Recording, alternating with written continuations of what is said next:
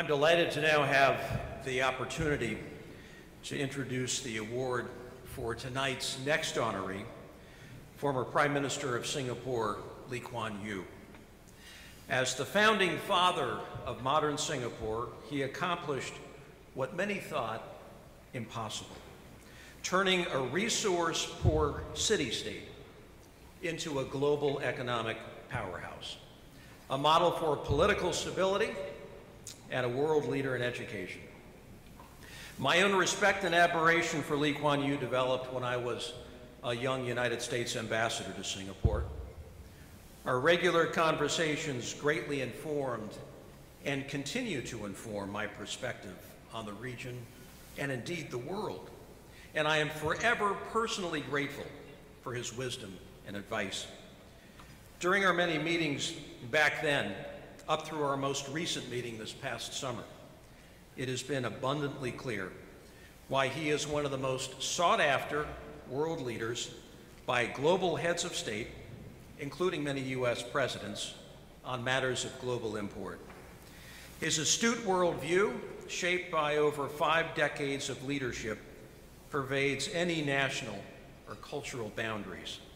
It is a product of strong convictions and a clear vision of what it means to be a statesman. While the challenges of age prevent him from joining us in person tonight, in fact, he just turned 91 this past Tuesday, we are honored to be joined by Singapore's Foreign Minister and my friend, Shanmugam, who will accept the award on his behalf.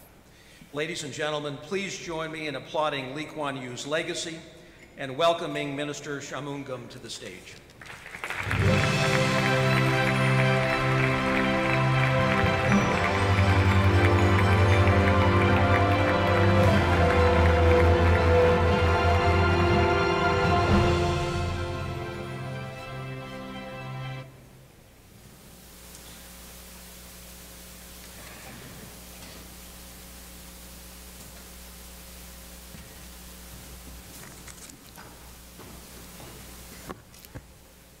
Excellencies, ladies and gentlemen, it's a privilege and an honor to receive this award on behalf of Mr. Lee Kuan Yew. This is an age where words like outstanding, extraordinary, great are overused to describe leaders. But few will challenge that Mr. Lee deserves to be described in those terms and more. And this award for Mr. Lee testifies to that. On this occasion honoring Mr. Lee, it is worth noting what he advocated consistently in the context of big power relations, specifically the US and its role in the world, and in particular in Asia.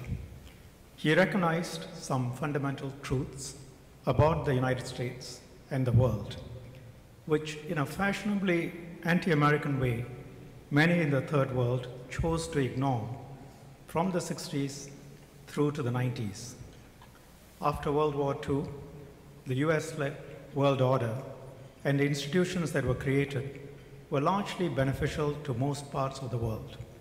The UN, Bretton Woods, Marshall Plan, and the US generosity, including generosity to former foes, avoided the post-World War I mistakes, so that the world saw a prosperous Germany in Europe and a prosperous, resurgent Japan in Asia.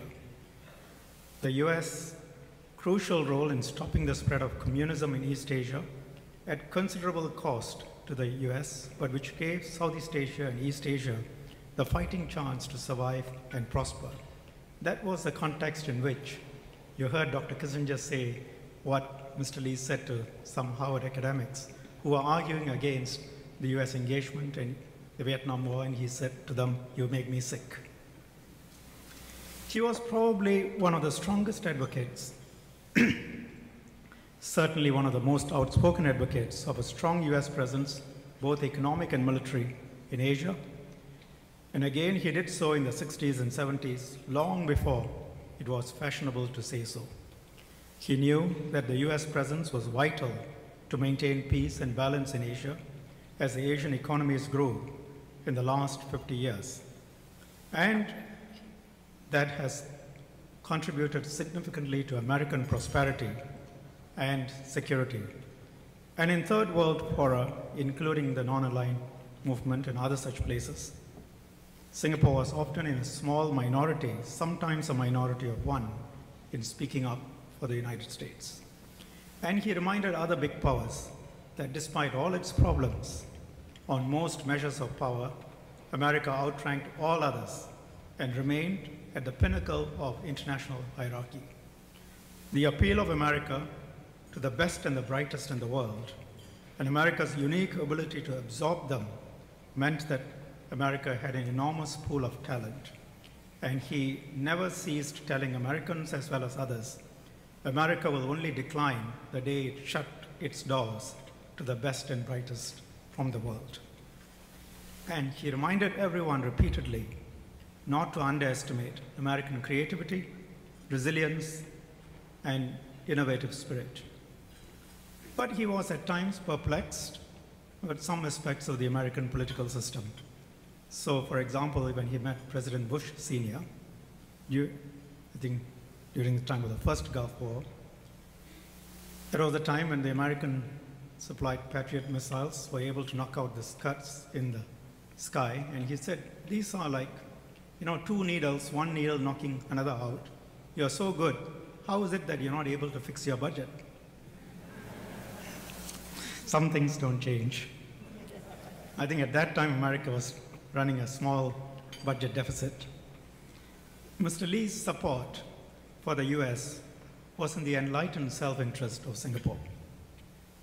And while he advocated these positions, he was also very close to Chinese leaders, from the late Mr. Deng Xiaoping to succeeding leaders in China. They took him very seriously. He was always very honest with them. He didn't say one thing in Washington and another in Beijing.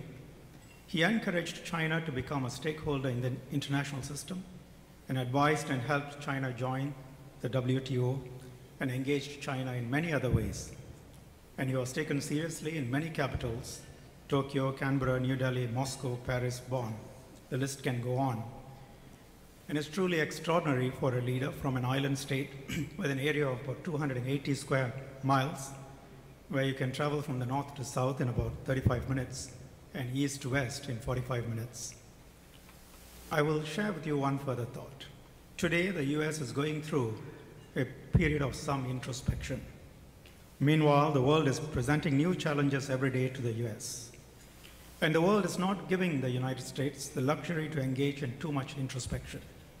If Mr. Lee is asked about this, what will he say? He will tell America that it has to be confident. He will point out that America has much to be confident about. It is still the preeminent economic and military power in the world. It has the best universities in the world. And the stars are aligning for the US. Shale is going to be a game changer. 3D, big data, the wealth of talent, and much more. There is much for America to be confident about. And with that confidence, America has to recognize that the world needs American leadership. Clear, sensible leadership, without hubris and without self-doubt, neither extreme. The world, he will tell America that it is in America's self-interest to provide that leadership. Firm, clear, consistent, strategic leadership which assures your allies and which will give pause to those who wish to do you harm. No serious international issue today is capable of resolution without US involvement, or at least its acquiescence. The US has been a good friend of Singapore, and Singapore has been a reliable partner for the US. And it is from that perspective that Mr. Lee has often said these things. We hope that the US will continue to provide that leadership for the rest of the world. I thank the Atlantic Council for conferring on Mr. Lee this 2014 Global Citizen Award. Thank you.